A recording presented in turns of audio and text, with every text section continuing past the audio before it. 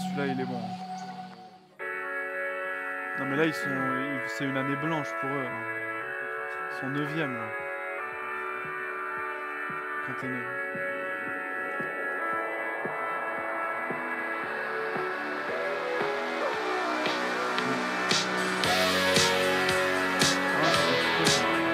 Ils sont pas sur le niveau. L'argent. C'est même ça, c'est le coronavirus, c'est les stades vides.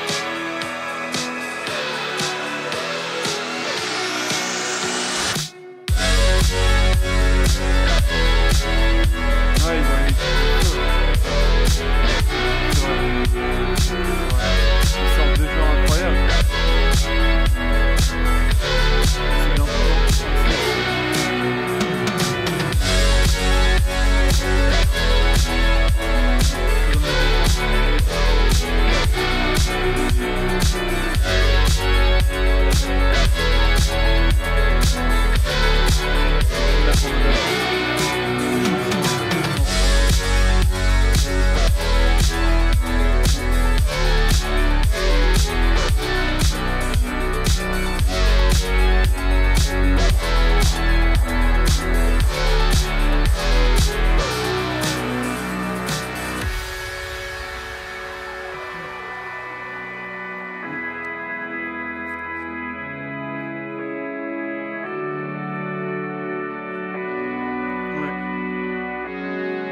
très tôt, trop tôt.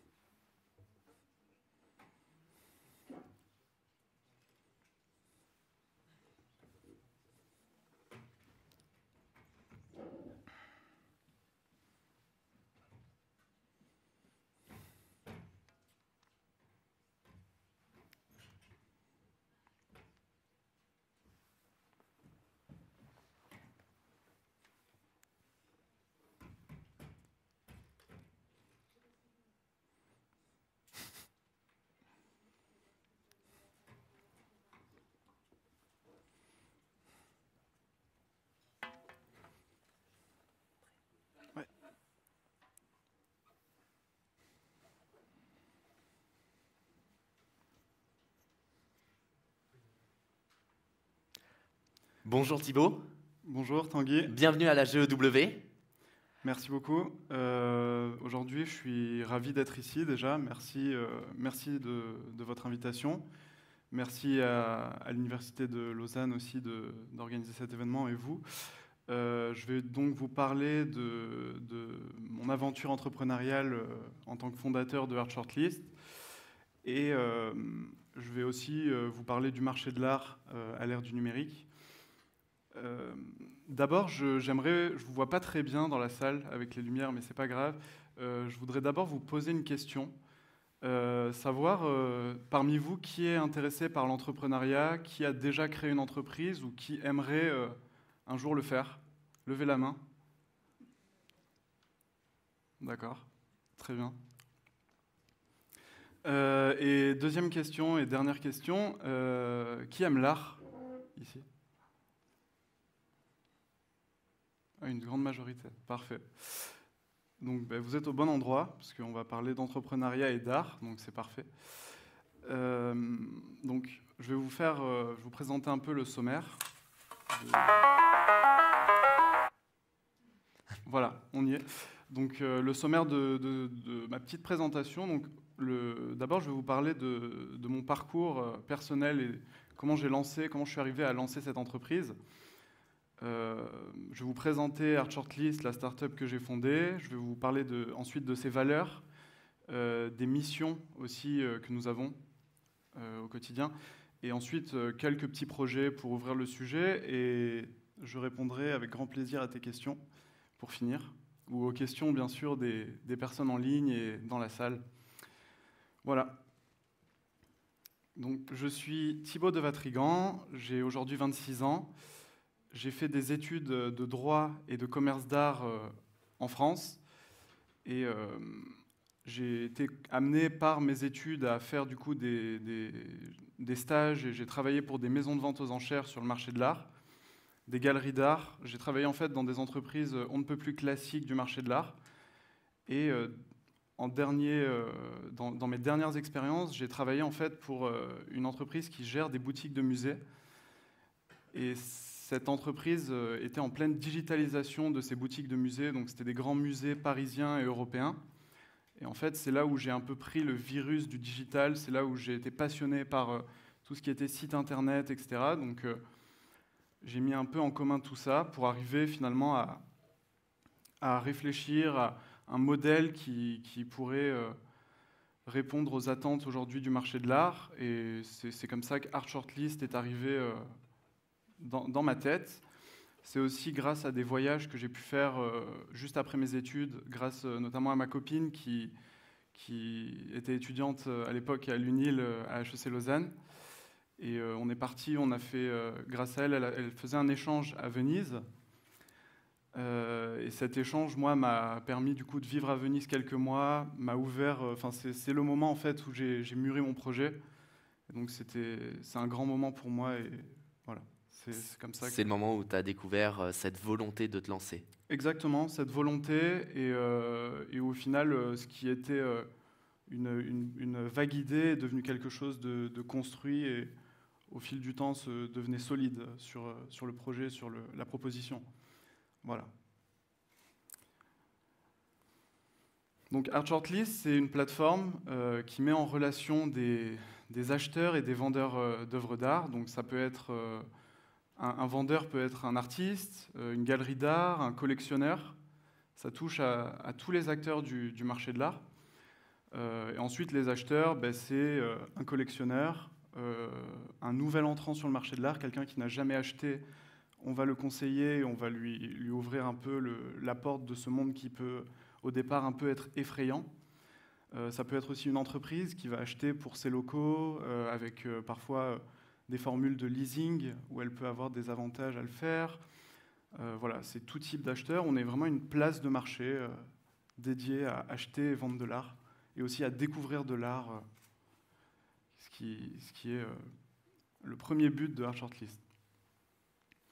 Donc pourquoi Art Shortlist? Le mot shortlist, en fait, on fonctionne sur le principe de la shortlist, qui est le principe finalement de sélection. On sélectionne les œuvres, Chaque œuvre qui est mise en ligne, elle est sélectionnée, donc il y a une modération de la part de notre équipe qui est faite. Et donc ce qu'on propose sur la plateforme, c'est de la peinture, du dessin, des estampes et des sculptures. Pour l'instant, on est sur ces 4 grands départements. Et c'est de l'art moderne à contemporain, donc c'est assez varié, assez vaste. Là où on a une différence assez notable, c'est qu'on a une commission qui est très faible sur l'achat et la vente, qui est égale d'ailleurs. Elle est de 15%. Si on regarde par exemple une galerie d'art, elle prendra aux alentours de 50%. Si on prend une maison de vente aux enchères, c'est variable, mais ça peut aller jusqu'à 30%. Enfin, voilà, on est quand même en dessous de ce qui se fait. Et c'est pour ça que notre slogan est l'art au juste prix. C'est un peu provocant, mais en même temps, finalement, on peut le dire puisque notre commission est très faible. C'est la marque de fabrique. C'est la marque de fabrique, exactement. Et le digital nous le permet. Du coup, comme on réduit un certain nombre de coûts, que par exemple une maison de vente aux enchères, elle va avoir du stockage, des catalogues à imprimer, des choses qui sont très coûteuses. Et nous, on peut se permettre du coup d'avoir une commission aussi faible. Notre modèle nous le permet. Parce que justement, les œuvres ne passent pas par vous directement. Alors oui, en fait, on ne les stocke pas, à part cas très particuliers. On ne les stocke pas et elles sont présentées en ligne. On peut aussi les présenter physiquement. Ça, j'y viendrai juste après. Mais c'est tout l'intérêt du digital, de pouvoir mettre en relation des personnes qui sont à l'autre bout du monde et de pouvoir faire une transaction finalement avec des coûts réduits. Voilà. Et une sécurité de l'achat. Et une sécurité, exactement. Donc nous, ce qu'on apprécie de faire aussi, et ce qui nous différencie de d'autres plateformes, c'est qu'on a des solutions qui sont sur mesure, dans le sens où un client va avoir besoin de conseils, que ce soit pour vendre, pour acheter.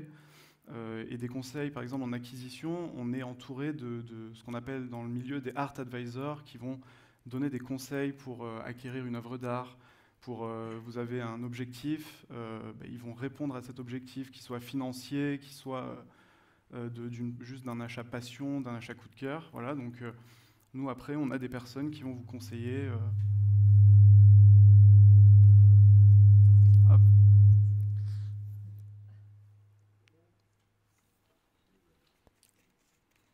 Il me semble que c'est réglé, on peut continuer. Tout va mieux. Désolé pour tous. Une petite gorgée d'eau. Pas de souci. Donc je disais, avant cette petite coupure, que donc on a des conseillers qui sont là pour aussi accompagner et ce qui permet aussi de... Finalement, on pense que le digital, on est un peu livré à soi-même sur un site internet, on se débrouille. Non, il y a vraiment un suivi derrière et c'est très important d'être encore plus présent finalement, vu qu'on est à distance au départ, d'être encore plus présent que si on était dans une galerie physique. Voilà, il faut vraiment qu'il y ait un service derrière. Ça, c'est très important pour nous. Après, ça va jusqu'à trouver des services premium au niveau de la livraison, que ça soit fait dans certaines conditions. Et après, il y a aussi des installateurs d'art où ça, c'est vraiment le top. Vous avez quelqu'un qui vient vous installer l'œuvre que vous avez achetée chez vous dans des conditions de sécurité, qui va vous l'accrocher. Ça va être et vous avez finalement rien à faire à part apprécier le spectacle qui s'offre à vous. Donc c'est pas mal. Un accompagnement tout au long du client. Exactement. Et du vendeur. Exactement, de A à Z. Voilà. Et donc là, maintenant, je vais vous parler un peu de nos valeurs et de nos missions, même si je vous en parlais déjà. Donc on est un intermédiaire de confiance, dans le sens où le vendeur nous fait confiance, il vient, il met une œuvre en vente. On va l'aider, c'est-à-dire si c'est un collectionneur, on va lui faire une estimation, une expertise. On va estimer son œuvre. Ensuite, on va la mettre en valeur sur le site par des présentations photos, vidéos. On va créer du contenu autour de cette œuvre. On va donner des informations. Et après, quand l'achat arrivera, il y a une vraie sécurisation du paiement, finalement, parce que nous, on a un compte sécurisé qui permet... donc l'acheteur va procéder à son achat, il va payer. Il va recevoir l'œuvre. Le paiement, entre-temps, est sécurisé sur ce compte. Et on va, une fois que l'acheteur a reçu son œuvre et qu'il a dit voilà, c'est ce que je voulais, c'est ce que j'ai acheté, je valide. Donc tout ça, ça se passe sur le site. On va pouvoir procéder au paiement du vendeur. Mais en fait, c'est une sécurité, ce laps de temps, d'avoir ce paiement qui est mis on peut dire en séquestre, il est sécurisé. Ça permet d'éviter toute fraude ou tout problème lors d'une transaction qui peut se faire, voilà, je sais pas, à travers l'Europe, entre Berlin et Madrid. Il faut qu'il y ait une sécurité et que voilà, c'est un rapport de confiance. Et nous, on est donc cet intermédiaire de confiance privilégié pour le marché de l'art. Après, on a toute une philosophie de finalement décrypter l'art, pas de le vulgariser, mais de le décrypter, de le rendre plus compréhensible du grand public. Parce que souvent, on a tendance à essayer de rendre compliqué des choses qui sont finalement qui finalement qui sont de l'ordre du ressenti complètement brut. Donc voilà, on est là pour aussi décrypter, donner du contenu à notre communauté, parce que c'est une communauté qu'on crée autour de nous. Que ce soit par des podcasts, par des articles. Chaque semaine, vous trouverez un article sur la plateforme. Et sur des sujets divers et variés. Ça peut intéresser un collectionneur, ça peut être sur un artiste très connu, Picasso par exemple. Ça peut être un focus sur une œuvre en particulier qui a marqué l'histoire de l'art. Voilà, on a à cœur de délivrer un maximum de valeur. Et je pense que aujourd'hui, tout entrepreneur doit avoir ce but-là, c'est délivrer de la valeur à son utilisateur, à son client. Par ailleurs, on est très attaché à se détacher du digital en partie, on va dire, parce que on veut que nos clients aient accès aussi à du physique, dans le sens où on a un showroom qui est à Paris. Nos bureaux sont à Paris et on a un autre espace qui est aussi à Paris, tout près des salles des ventes Drouot, qui est dans le 9e arrondissement. Et vous pouvez du coup voir des œuvres de manière très sur rendez-vous. Vous voulez voir une œuvre, on vous amène l'œuvre à l'endroit et vous pouvez la voir. Et en fait, tout est fait pour que vous vous sentiez bien, accompagné, et que votre choix, vous puissiez le faire, même à distance. Finalement, vous allez pouvoir voir l'œuvre. C'est d'ailleurs un très grand frein. On dit toujours que acheter de l'art en ligne, c'est très compliqué parce qu'on ne peut pas voir les œuvres. Ben justement, on a souhaité répondre à cette question. Et par exemple, je prends un autre exemple qui, moi, je trouve vraiment extraordinaire et les clients sont très heureux. C'est que finalement, on peut organiser une visite d'atelier chez les artistes, même à distance. Par exemple, on a une artiste qui est à Berlin. Nous, on est à Paris. Le client est belge, par exemple, voilà, prenons cet exemple, il vient à Berlin pour le week-end et il rêve de voir l'atelier de cet artiste. Ben, on va lui organiser une visite d'atelier. On a des relations privilégiées avec nos artistes, donc on peut se le permettre. Et c'est des expériences inoubliables pour les acquéreurs, pour les passionnés d'art. Ils se retrouvent au milieu d'un atelier, d'un artiste qu'ils adorent.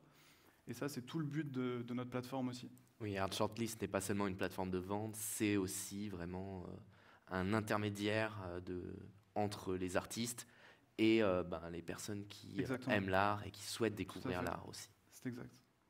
Donc on est multifacette, comme tu l'as bien dit, et c'est l'expérience artistique est au cœur de notre proposition. Bon, pour finir ma petite présentation de Art Shortlist, je vais vous parler de 2 projets, voire 3 projets qui sont très importants et qui vont arriver prochainement. Donc on est en train de finaliser une version 2 de la plateforme. La première a 2 ans, telle qu'on la connaît, celle qui est actuellement en ligne. Et donc dans quelques mois, nous aurons la version 2 qui finalement repose quasi exclusivement sur les retours de 2 ans d'expérience de nos clients. Donc on s'est vraiment basé sur leur retour d'expérience, sur leurs avis, voilà. Donc on a fait quelque chose de encore plus épuré, encore plus simple, plus dynamique et plus visuel. Donc on espère que ça leur plaira, mais je pense, puisque c'était finalement on a répondu à ce qu'ils souhaitaient. Donc un très beau projet. Et après, pour revenir dans tout ce qui est physique, on est en train de se lancer dans l'organisation maintenant d'événements. Il y en a un qui arrivera à la fin du mois à Paris, dans un très très bel appartement du 8e arrondissement. où il y aura une petite présentation, c'est une petite exposition, on va dire, avec 3 artistes de street art très connus en France, et qui, je vous en dis pas plus, mais c'est déjà bien. Et en fait, finalement, on va inviter des clients qui pourront voir les œuvres, qui pourront venir à cette exposition un peu privée. Et pour ceux qui ne pourront pas venir à celle-ci, on a prévu en janvier prochain, sur 10 jours, une exposition collective avec 5 artistes de la plateforme, qui sont des artistes de toute l'Europe, et qui, finalement, cette exposition va présenter des artistes de la plateforme physiquement pendant 10 jours, et ça sera une exposition ouverte à tous, ouverte au public, dans le quartier de Montmartre, donc un quartier très connu pour l'art et qui est mythique. Donc on est très heureux de la faire là-bas, cette exposition. Voilà, donc pour dire qu'on est digitaux, mais cette le volonté physique, d'aller plus loin que l'application digitale. Exactement. Encore. Et le coronavirus, pour nous, a été un véritable tremplin. On a fait énormément de ventes, et c'est là où tout a démarré réellement. Donc on est très heureux, avec la réouverture de la vie, finalement, de pouvoir se relancer avec ce genre de projet. Eh ben, il me semble qu'on va passer aux questions-réponses alors, de notre public. Tout à fait. Même si on a déjà un peu commencé ensemble. Exactement, on a un peu commencé.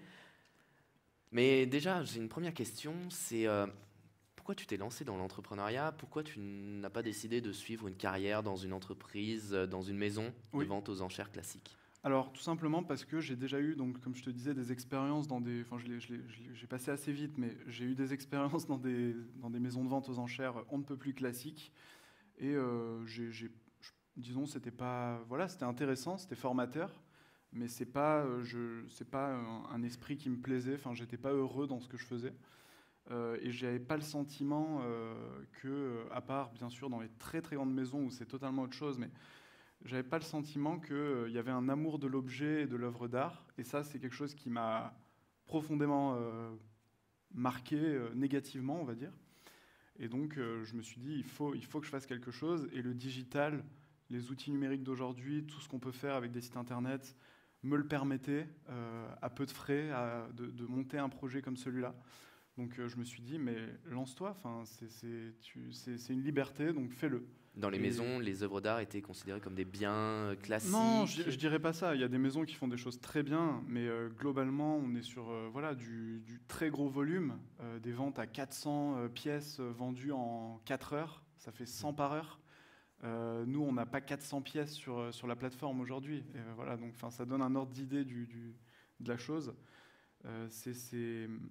Voilà, c'était pas mon truc. Et donc, l'entrepreneuriat m'a toujours branché. Depuis que je suis jeune, je me passionne par ça. Je lisais des revues quand j'avais 13 ans, je lisais toutes les revues sur l'entrepreneuriat, j'ai lu des ouvrages et tout ça, donc non, je suis aussi passionné par l'entrepreneuriat. Vraiment une volonté qui est née de l'enfance. Voilà, ce qu'on appelle le feu sacré. J'avais le feu sacré. Voilà. J'ai une question de Nina Thomas sur le live YouTube. Qui aimerait en savoir plus sur la plateforme. Vous disiez que vous ne stockez pas les œuvres. Donc en somme, votre plateforme est sur le principe d'un catalogue de commandes en ligne? Alors, bonjour Nina.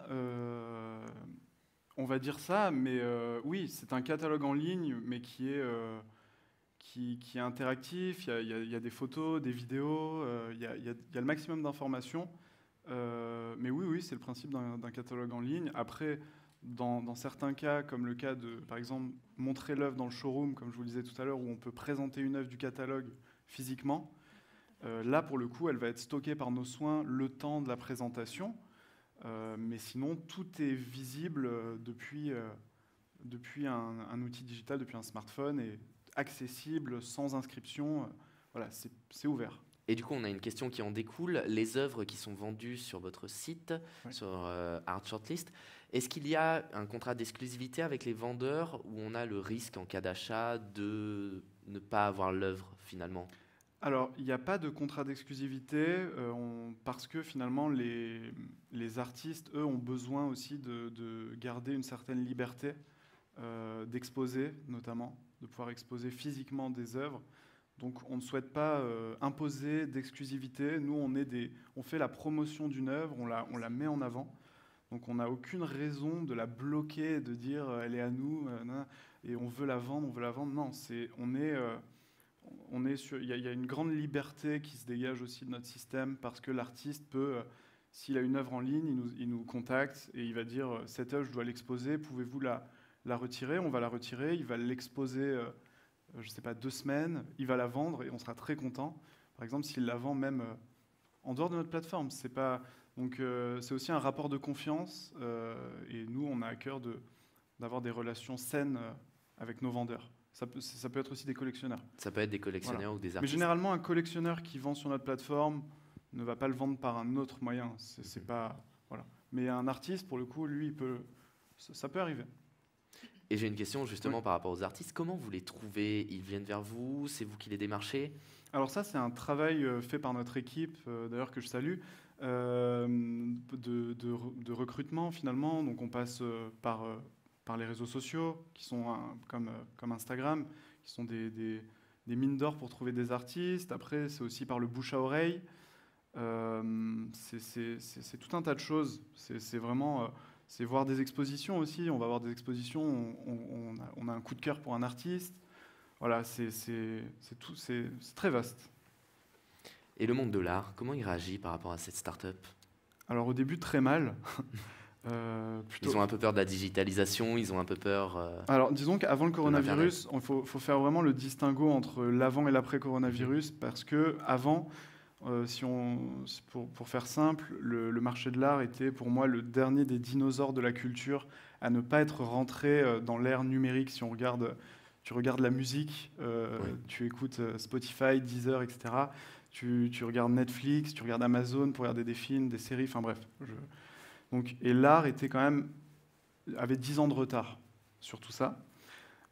Et donc, c'était peut-être volontaire de la part des gens en place de dire on met le frein à main, nous on est en fin de carrière, on prend le temps, et en fait, du coup, de ne pas pousser vers le digital. Mais quand la crise a frappé à la porte et qu'on ne pouvait plus vendre physiquement, là, ça a été vital pour eux.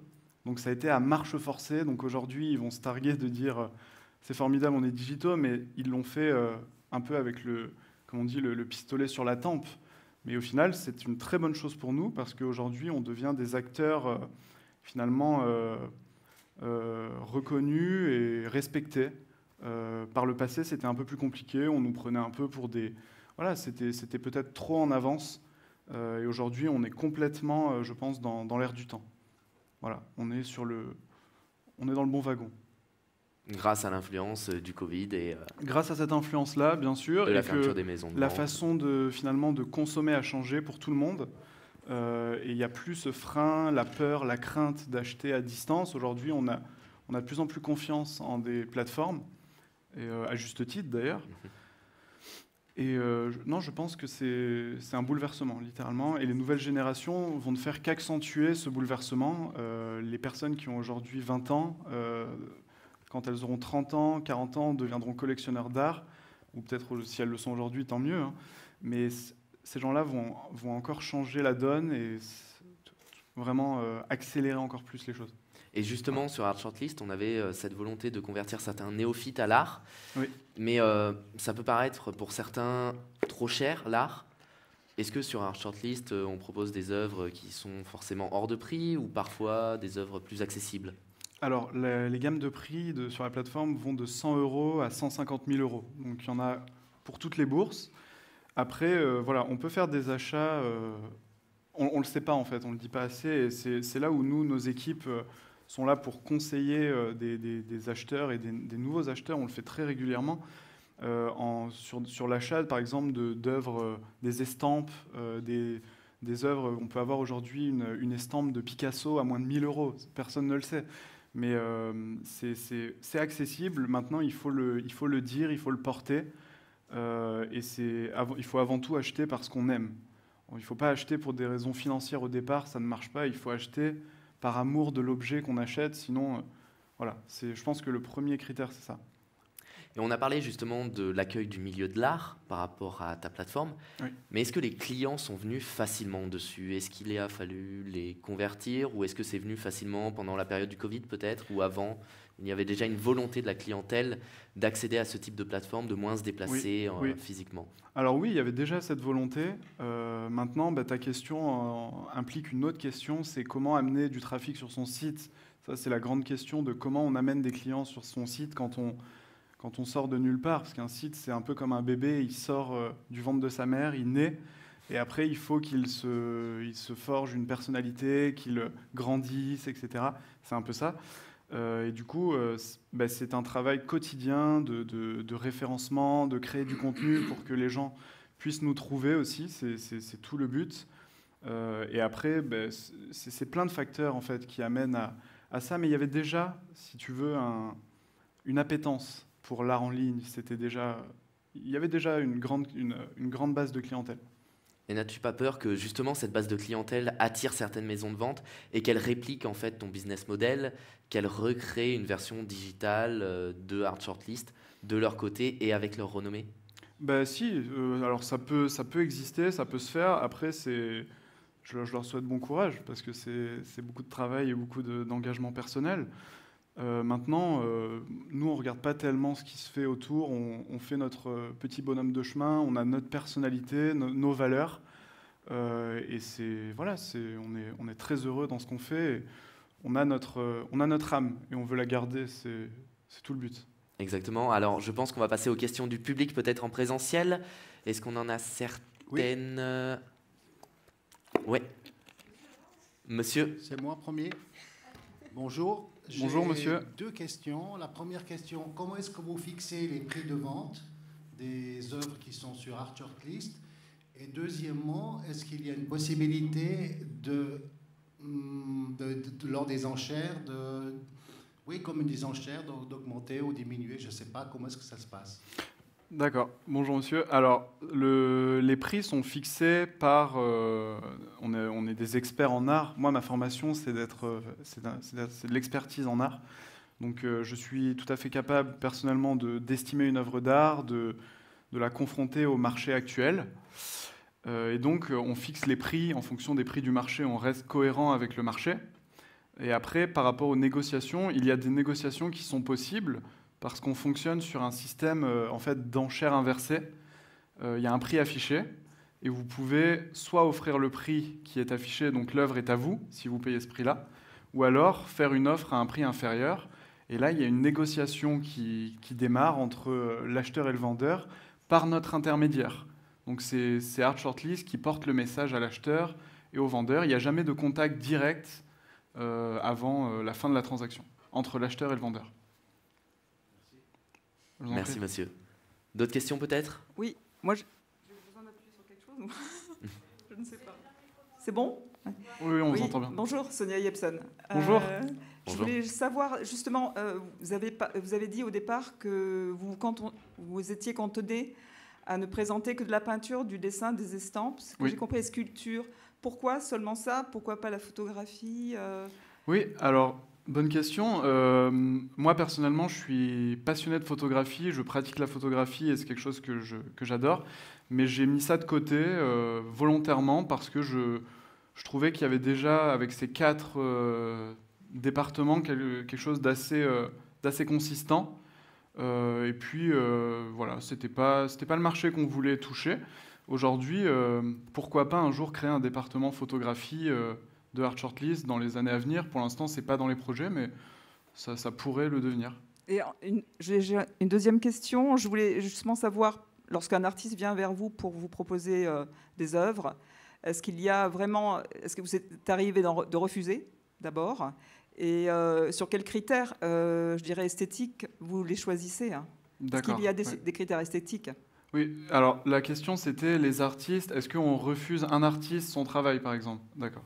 Alors oui, on a justement ce rôle de shortlist, donc de sélection des artistes et des œuvres. Donc on se permet, oui, de refuser des artistes. C'est finalement comme le ferait un galeriste, une galerie d'art. C'est là où on rejoint un peu le principe d'une galerie. Et votre deuxième question, c'était sur... Ah oui, les critères de sélection, ils sont totalement subjectifs. C'est notre équipe qui décide et on se réunit, on a un comité et on choisit tous ensemble en fonction de... Voilà. Mais aussi, on s'ouvre à un large spectre d'artistes et d'œuvres d'art. On n'est pas fermé à un style, par exemple à de l'abstrait, où voilà, on essaye de s'ouvrir pour que nos clients puissent aussi trouver leur bonheur. Alors. Oui, bonjour, on m'entend? Alors, moi, c'était une question sur plutôt l'entrepreneuriat en général. C'est parfois difficile de se lancer et il faut des fonds. Est-ce que vous pensez que c'est possible, du coup, de lancer son entreprise, sa start-up, tout en étant employé dans une autre entreprise?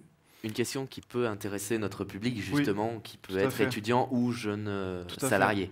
Tout à fait. Alors déjà, si quelqu'un fait ça, je le félicite. Enfin, c'est tout à fait remarquable. Je pense que c'est possible avec beaucoup de courage, beaucoup d'énergie. Mais oui, c'est possible. Après, voilà. Je pense qu'il vaut mieux quand même se concentrer exclusivement sur son projet. Maintenant, quand on n'a pas la possibilité, financièrement parlant, de le faire, oui, pourquoi pas. Et justement, j'aurais une question qui découle de ça. Est-ce que tu aurais un conseil à un jeune qui voudrait se lancer dans l'entrepreneuriat, qui voudrait lancer son entreprise? Oui. Alors, j'en aurais pas qu'un. D'abord, le premier, c'est de bien s'entourer, que ça soit dans son cercle, dans son entourage proche, d'avoir de bonnes relations avec son entourage, c'est très important. D'avoir une vie saine, s'il peut avoir des passions autour, c'est très bien aussi de pouvoir se vider la tête, de faire d'autres choses, par exemple du sport ou d'aller au musée. Pouvoir couper avec l'entreprise, pouvoir couper avec le projet. Ne pas toujours être dedans, parce qu'au bout d'un moment, on peut exploser en vol. Et après, oui, de vraiment bien être conseillé, de ne pas hésiter à bien s'entourer aussi juridiquement, parce qu'une création d'entreprise, il faut bien choisir quel modèle d'entreprise on prend, il faut protéger sa marque. Enfin, voilà, il ne faut pas hésiter à se protéger et à avoir des bons conseillers juridiques, ce qui est notre cas chez Art Shortlist. On a une équipe juridique qui est incroyable à ce niveau-là, et d'ailleurs je les salue. C'est très important. Voilà. Donc ces 3 conseils. Merci. Est-ce qu'on a encore des questions dans le public? Oui, madame. Oui, bonjour. Bonjour. Voilà. Alors, bien que le Covid il a poussé un peu l'idée du tout ce qui était digital dans tous les domaines, j'ai quand même la sensation que le domaine de l'art, vu que c'est très lié à l'émotion, au toucher, au ressenti, les gens, je crois, sont assez réticents au fait de simplement acheter en ligne, en principe. Oui. Mais peut-être, je me posais la question déjà de savoir quelle génération, quel est le type, quel âge a votre clientèle? Est-ce qu'il y aurait une tranche? Oui. Est-ce que c'est, selon vous, c'est parce que cette tranche-là serait plus à l'aise avec le digital? Oui. Et est-ce que, par exemple, j'imagine juste une tranche de 40 ans, 50 ans, qui est quand même moins de cette génération-là, comment vous arrivez à la convaincre? Parce que j'ai regardé votre site, il y a des vidéos, ça a l'air très bien fait. Mais tout de même, moi qui adore l'art, le ressenti, le toucher, tout ça, ça vaut pas toujours une bonne exposition, etc. D'accord. Merci. Merci pour votre question. Donc notre clientèle, elle est très très large. C'est difficile de faire un portrait robot, mais on a eu des surprises, des personnes âgées de, par exemple, plus de 60 ans qui achetaient des œuvres d'art à distance sans problème. On a quand même le sentiment qu'il y a eu un bouleversement à ce niveau-là. Après, c'est vrai que la totalité des collectionneurs d'art ne s'y retrouveront pas, ça c'est sûr et certain. Et c'est d'ailleurs pourquoi on va privilégier maintenant faire des expositions collectives, parce que le physique, moi-même, personnellement, en tant que collectionneur, j'en ai besoin aussi de voir les œuvres. Maintenant, tout ce qu'on met en avant, toutes les informations, etc., déjà donne une base pour après aller voir l'œuvre physiquement, demander de la voir. Ça, c'est quand même très important de pouvoir la voir. Mais non, j'ai quand même le sentiment qu'il y a des personnes d'un certain âge qui maintenant s'y mettent, et les nouvelles générations, alors là, c'est absolument pas un problème, et au contraire, c'est même eux, ils sont très contents parce que certains n'aiment pas se déplacer, ils ont un artiste, ils apprécient un artiste, ils le trouvent sur notre site, ils achètent une œuvre à distance sans problème. Voilà, quand il y a un artiste et qu'ils le connaissent, là, ça simplifie aussi les choses. D'avoir un artiste qu'on connaît et on sait ce qu'on achète finalement. Alors, madame veut relancer a priori. Et je me demandais aussi, alors, comment formuler alors j'imagine, voilà, je m'imagine comme cliente sur votre plateforme, je vois une sculpture, j'ai envie de la voir en vrai. Je la vois en vrai, et puis finalement, elle me plaît pas parce qu'elle est trop petite. Je l'imaginais plus grande. Puis je vous la renvoie, enfin, selon vos modalités évidemment. Oui. Puis il y en a une autre qui peut-être j'aimerais mieux voir. Et puis non, en fait finalement elle me va pas. Et puis, une troisième, vous gérez ça comment ? Ben justement, ça n'arrive jamais parce que finalement, le showroom permet, ou alors la visite d'atelier permet au client directement d'aller voir l'œuvre. Et donc, finalement, il ne va pas acheter une œuvre sans l'avoir vue, enfin, sans être sûr de son achat. Alors après, il peut y avoir un cas où un tableau est acheté et finalement, il ne plaît pas, le rendu réel ne plaît pas. Mais c'est quand même extrêmement rare et ça ne nous est jamais arrivé depuis en 2 années d'existence. On n'a jamais eu ce cas-là. Donc c'est presque comme une confirmation. Oui, exactement. Voilà. Le client, il demande tout à fait. Comme une confirmation. Voilà, okay. Mais c'est très très rare, honnêtement. Et c'est aussi tout le but de notre équipe de vraiment prendre de bonnes photos, de mettre bien en avant les choses avec vraiment du contenu, ce que ne font pas. Tout à l'heure, on parlait des maisons de vente qui font des gros volumes. Il y a des maisons de vente qui ne mettent absolument rien en avant. On ne sait même pas ce qu'on achète. Parfois, c'est même trompeur, c'est même des erreurs techniques. Là, on a vraiment des fiches de produits des fiches d'œuvres qui sont extrêmement bien faites et précises. Voilà. Et une dernière question, après je ne vous embête plus. Je vous en prie. Est-ce que votre équipe, lorsque j'aimerais voir une œuvre, je demande à la recevoir, est-ce que votre équipe assiste le client dans cette démarche, dans sa démarche, par exemple en lui demandant si, je ne sais pas, est-ce qu'il y aurait d'autres œuvres qu'il aimerait aussi commander, je ne sais pas. Oui, il y a un suivi, que ce soit dans l'acte d'achat, dans l'acte de vente, il y a un suivi permanent de nos équipes. On a vraiment à cœur de le faire. Et c'est, comme je le disais tout à l'heure à Tanguy, c'est notre valeur ajoutée d'être toujours là auprès du client, que ce soit pour l'aider quand il prend des photos de ses œuvres. Par exemple, un client veut vendre une œuvre à un collectionneur, on va l'aider à prendre en photo ses œuvres, on va lui donner des conseils pour bien mettre en avant son œuvre, etc. Enfin voilà, on est d'un bout à l'autre de la chaîne, on est là avec lui, main dans la main. Et nous avons une nouvelle question sur YouTube aussi, sur le live, par rapport à l'éloignement au digital et le rapprochement dans le monde réel. Est-ce que Art Shortlist prévoit d'être présent sur certaines foires ou salons d'art ? Alors, ce n'est pas encore dans les projets. Déjà, on va faire ces 2 projets d'exposition, la première dans quelques semaines et l'autre en janvier. On va voir ce que ça donne. Mais notre but, c'est après de multiplier les expositions au travers de l'Europe, d'aller à la rencontre de notre communauté.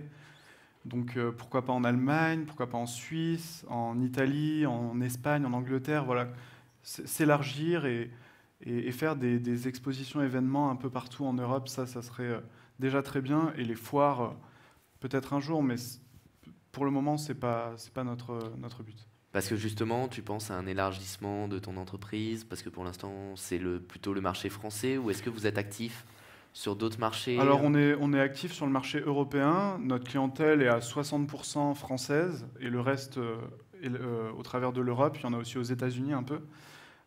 C'est mondial, hein. Internet, c'est un marché mondial. C'est ça qui est fabuleux d'avoir une version française et anglaise. On touche une grande partie du monde. Que ce soit l'Afrique, les pays anglophones, les pays francophones, c'est quand même colossal la portée. Mais oui, bien sûr, notre but est de nous élargir avec le temps et de grandir ce qu'on est en train de faire. Et j'aurais une question pour un artiste qui veut se lancer sur la plateforme. Est-ce qu'il peut mettre son œuvre combien coûte en fait l'estimation ? Comment se passe le processus ? Est-ce que ça lui coûte quelque chose de proposer son œuvre ? Très bonne question. Alors, l'estimation et la mise en ligne est entièrement gratuite. On ne paye juste... En fait, ce qui est payant, finalement, c'est lors d'une vente. On va prendre 15% de commission sur cette vente. Par exemple, tu es artiste, tu vends une œuvre à 1 000 euros, tu vas avoir 15% de commission, donc 150 euros vont être retirés de cette somme et tu auras le reste pour toi en tant qu'artiste. Et la mise en ligne se fait très, très facilement, soit par mail, soit par des formulaires dédiés qu'on a sur notre site, qui sont finalement, voilà, toute plateforme a son formulaire. Nous, on a le nôtre qui est vraiment adapté à une œuvre d'art. Tu sélectionnes ta catégorie, les dimensions, tu mets des informations, des descriptions, voilà. Tu es guidé, ça prend 10 minutes et tu peux faire ça en 10 minutes. Et du coup, l'artiste n'a rien à débourser. Et l'artiste n'a rien à débourser à part son temps de taper sur un clavier. Voilà, mais... Et du coup, est-ce que Art Shortlist a une préférence sur les types d'art proposés, plutôt du contemporain, plutôt... Alors, c'est de l'art moderne à contemporain, donc je dirais que ça va de 1850 à nos jours. Principalement, on est sur du contemporain quand même. À 70%, 80%, on propose des œuvres d'art contemporain, donc d'artistes vivants, encore à ce jour. Mais voilà, c'est déjà très large. Hein. Il y a déjà très large. Un très beau panel avec ça. Et c'est un choix éditorial de... Exactement, oui, oui. D'accord. Est-ce qu'on a à nouveau des questions du public, peut-être? Oui. Bonjour. Bonjour. Alors moi j'ai une question. Comment est-ce que vous garantissez l'authenticité des œuvres d'art sur votre site? Très bonne question. Alors, l'authenticité des œuvres d'art, finalement, nous, on propose à 80% des œuvres d'art d'artistes vivants. Donc, on a des certificats d'authenticité délivrés par l'artiste lui-même. C'est l'artiste qui fait la vente. Donc là, sur l'authenticité, il n'y a aucun problème puisque c'est l'auteur directement. Après, c'est pour les œuvres d'artistes morts où là, on se base... on va avoir les grands experts de l'artiste, on va avoir un certificat d'authenticité de l'œuvre, mais en aucun cas on proposera une œuvre qui est douteuse ou sur laquelle on a le moindre doute. Il faudra toujours qu'il y ait un certificat ou qu'il y ait des justificatifs d'authenticité solides. Oui. Est-ce que vous pouvez nous donner votre opinion des NFT? Oui, volontiers. Les NFT, moi je pense que c'est quelque chose c'est un bouleversement pour plusieurs raisons. La première, c'est que ça donne une liberté incroyable aux artistes, à certains artistes qui avant, finalement, ils ne passent pas par les galeries, ils peuvent vendre directement, enfin c'est eux qui vendent. Il y a une sécurisation assez exceptionnelle. Il y a des œuvres qui avant n'étaient pas des œuvres d'art qui le deviennent par le fait qu'elles sont sécurisées et qu'on a le fichier originel, on va dire. Donc là-dessus, c'est assez incroyable. Mais je ne pense pas pour autant que ça va bouleverser l'ensemble du marché de l'art. Ça va être quelque chose à considérer très solidement dans les prochaines années, et même aujourd'hui. Maintenant, la grande peinture, les grandes sculptures et, je ne sais pas, un tableau de Vincent van Gogh restera un tableau de Vincent van Gogh. Voilà. Mais c'est à considérer et surtout pas voilà, il faut regarder ça avec sérieux et le considérer parce que c'est une technologie incroyable, à mon sens. Et justement, sur YouTube, on a une question par rapport à ces nouvelles propositions du milieu artistique. Vous avez une version digitale, Art Shortlist est une plateforme digitale. Pourquoi ne pas proposer d'art vidéo? Alors, comme je le disais à madame tout à l'heure pour la photo, c'est que c'est des domaines, alors moi, que personnellement, je ne maîtrise pas tellement. On avait déjà affaire avec la peinture, les dessins, les sculptures et les estampes. Je pense que vraiment, il y a déjà... On est bien avec ça. Et les arts vidéo, voilà, les commercialiser, c'est très délicat. C'est très compliqué. Et la NFT, notamment, répond à cette problématique. Et on peut du coup acheter de l'art vidéo grâce à ces tokens qui sont juste voilà, incroyables. C'est une révolution à ce niveau-là. Est-ce que nous avons encore des questions dans le public? Il me semble que non.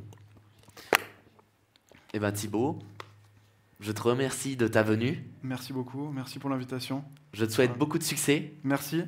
Dans cette aventure qu'est l'entrepreneuriat avec Art Shortlist. Merci. Et puis sur tes nouveaux projets. Merci beaucoup Tanguy. Merci beaucoup et à bientôt.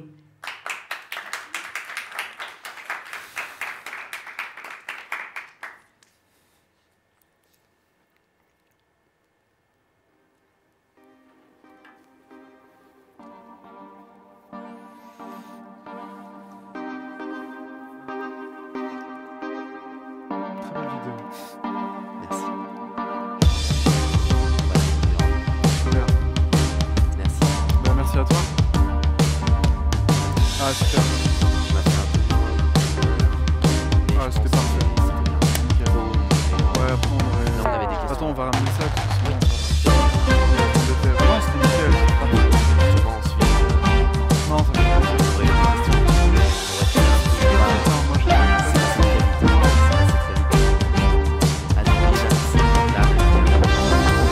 Mesdames et messieurs, pour votre plaisir aussi, vous qui êtes venus en présentiel, nous avons un petit apéritif. Merci pour vos questions.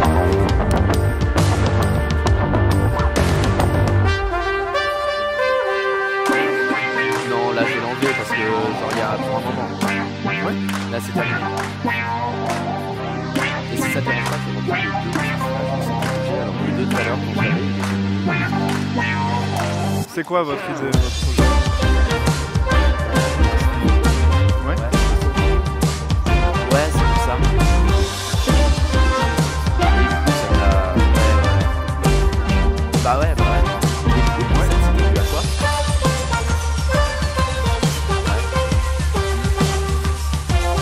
Oui, bien sûr. Ouais. Exactement, parce que je disais tout à l'heure, il n'y a pas de... Bien sûr. Oui. Non. Non, mais ça peut arriver, ouais. Ouais,